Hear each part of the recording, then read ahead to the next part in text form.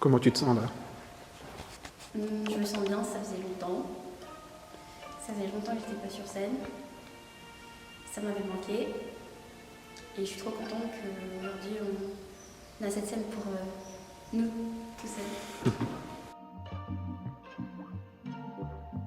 Si vous deviez raconter une histoire sur scène, quelle serait cette histoire? Moi, je pense que ça serait une histoire de frères, de deux frères. Et j'intégrerai un sport, je sais pas si vous connaissez la capoeira. Et ben j'intégrerai ce sport et ce sera deux frères qui vont se combattre. Pour moi, je pense que ce sera quelque chose de romantique qui passe en drame et avec des histoires liées à leur famille. Donc c'est là qu'il y a le paranormal qui intervient. Relations, ils vont devenir plus soudés grâce au truc du paranormal. Il y a ma mère, elle m'a dit ouais, vu que t'es drôle, autant prendre au théâtre pour voir. Parce que moi de base je voulais prendre option sport, mais après elle me dit vu que tu fais déjà foot, pour un peu découvrir. Et là j'ai fait parce que j'aime bien encore et ça me plaît. Je m'appelle Atis et mon nom de famille c'est Outkun, c'est d'origine turque. J'ai 21 ans, actuellement je suis en 3e année de théâtre au cours Florent. Et là, je me prépare au concours CNSAD, classe libre du cours Florent. Je vis à Bobigny.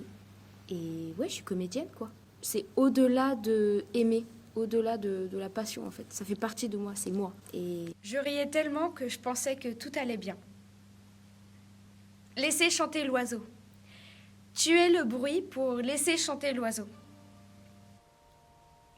Si jamais je devais continuer à écrire le théâtre, ce serait sur la question des sans domicile fixe. C'est une réalité qui, moi, me frappe, parce que justement, ça pose la question de la dignité, la question du regard de l'autre. J'ai envie de questionner leur dignité, leur existence, leur réalité, le regard aussi de l'autre, qui ne les voit, ou plutôt qui ne les sent que par leur odeur. La seule dignité qu'il leur reste, le seul trait de dignité qu'il leur reste leur odeur. J'aimerais vraiment leur dire qu'ils existent encore, et que même si parfois on peut passer sans un regard de considération, leur dire qu'on les voit, certes que tout le monde ne les regarde pas, tout le monde les voit mais tout le monde ne les regarde pas, et bien moi j'ai envie de les regarder en face, de voir cette humanité-là qui subsiste malgré le fait qu'on veuille nous faire croire ou qu'on veuille croire que ça n'est plus. C'est même le théâtre qui m'a poussé à rester au lycée parce que je serais parti travailler directement dès que je pouvais partir du lycée, moi je voulais le faire. Dès que je voulais quitter l'école, je détestais aller en primaire, au collège, au lycée, j'aimais vraiment pas ça. En rentrant au lycée, j'ai décidé de faire option théâtre parce que je voyais que le côté spectateur et que j'aimais ça, donc je me suis dit je vais voir à quoi ça ressemble un peu plus en coulisses. J'ai eu la chance de tomber sur d'abord une professeure, puis deux en même temps exceptionnelles et elles m'ont vraiment fait aimer ça. De toutes les facettes du théâtre, j'ai aimé ça et c'est ce qui m'a poussé à rester au lycée en fait. C'était pour rester dans l'option théâtre. tu viens des noms des professeurs? Oui, bien sûr, c'était Madame Vlavianou et Madame Mériot du lycée Louise Michel à Bobigny. Ça m'a permis de me développer. Pour moi, j'étais quelqu'un de très introverti qui n'allait pas trop vers les autres.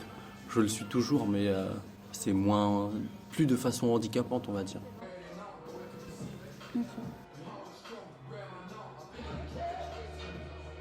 Est-ce que tu aimes le théâtre? Oui, j'aime bien le théâtre.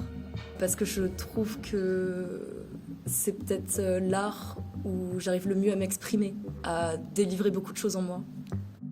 Quelque chose, toi, avec ton acolyte, le héros anonyme. Je crois que c'est peut-être, de mon point de vue, l'art qui combine le plus de réalité humaine en une seule œuvre.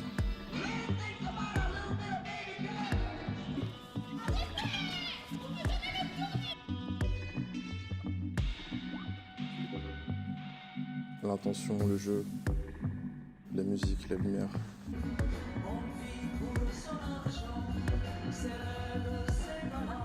Pas une canette de coca, pas une boîte de gâteau.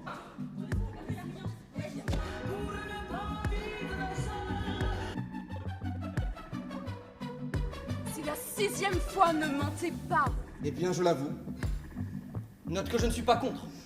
Tu peux jouer ce rôle grand bien te fasse. Mais qu'est-ce que vous voulez que je fasse?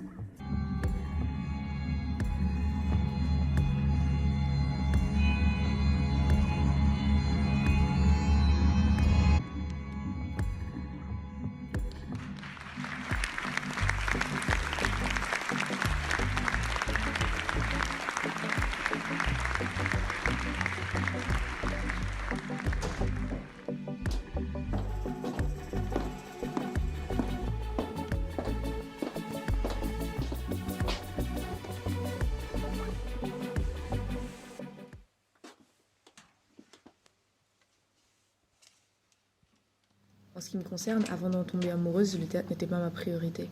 Donc ça prouve bien qu'il faut la mettre à une place où on a envie de la mettre devant soi pour la voir. Je pense que les jeunes qui se mettent déjà dans cette position où ils ne peuvent pas, ou ne veulent pas, c'est soit qu'ils n'ont pas le désir, soit qu'on ne leur a pas montré qu'ils pouvaient l'avoir, donc on ne leur a pas donné les cartes pour choisir, ou soit qu'ils ne peuvent pas, en fait.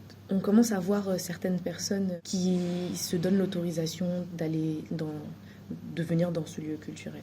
Et ça, c'est vraiment chouette. De venir voir des pièces, de ne pas les aimer, s'autoriser à ne pas les aimer et s'autoriser à revenir